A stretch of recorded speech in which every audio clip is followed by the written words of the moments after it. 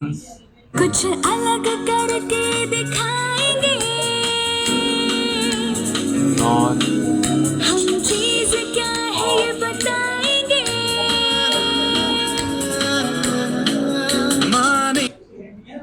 Newton's laws of motion. ठीक है, देखिए आप लोग को 3 लॉज के बारे में डिस्कस करना है। आज डेट कितनी है? 31/7/2024। आपको डिस्कस करना है 3 लॉज के बारे में, जिसमें आपने डिस्कस किया था फर्स्ट लॉ ऑफ मोशन। ठीक है, जिसे आप लोगों ने डिस्कस किया था लॉ ऑफ इनर्शिया के फॉर्म में। ये चीजें हमने ऑलरेडी डिस्कस कर लिया है। ठीक है, अब जो है हमें दूसरा डेट मीन्स कॉल्ड लॉ है, उसका नाम है second law of motion.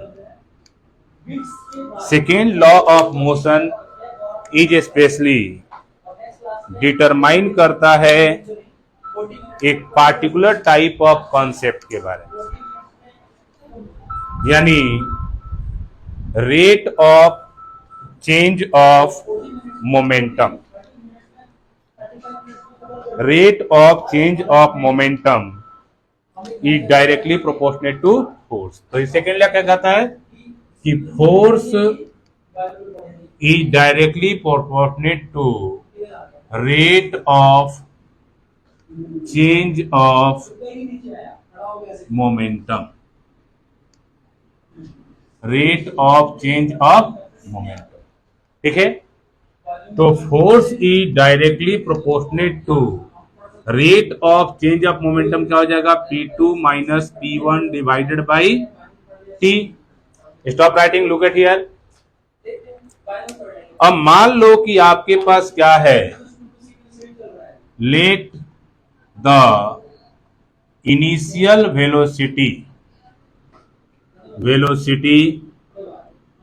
is u and final velocity is v, then initial momentum is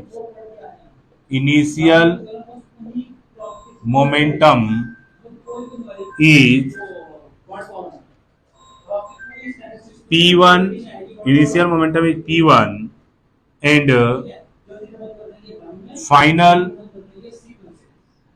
momentum is P2। ठीक है, इनिशियल मोमेंटम क्या है?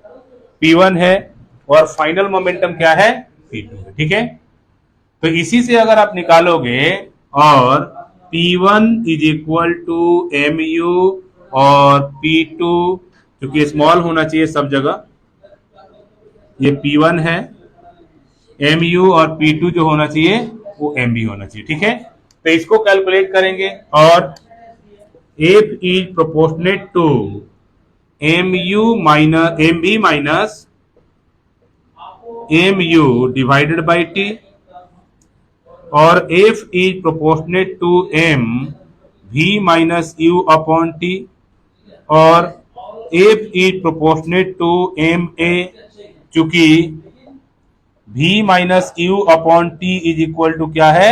एक्सेलरेशन, और F is equal to kma।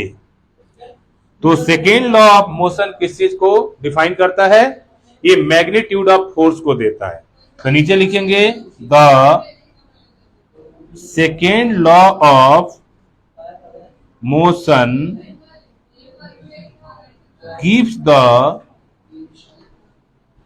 the idea of magnitude of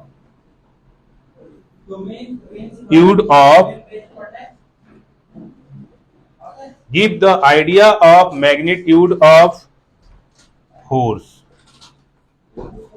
give the idea of magnitude of force।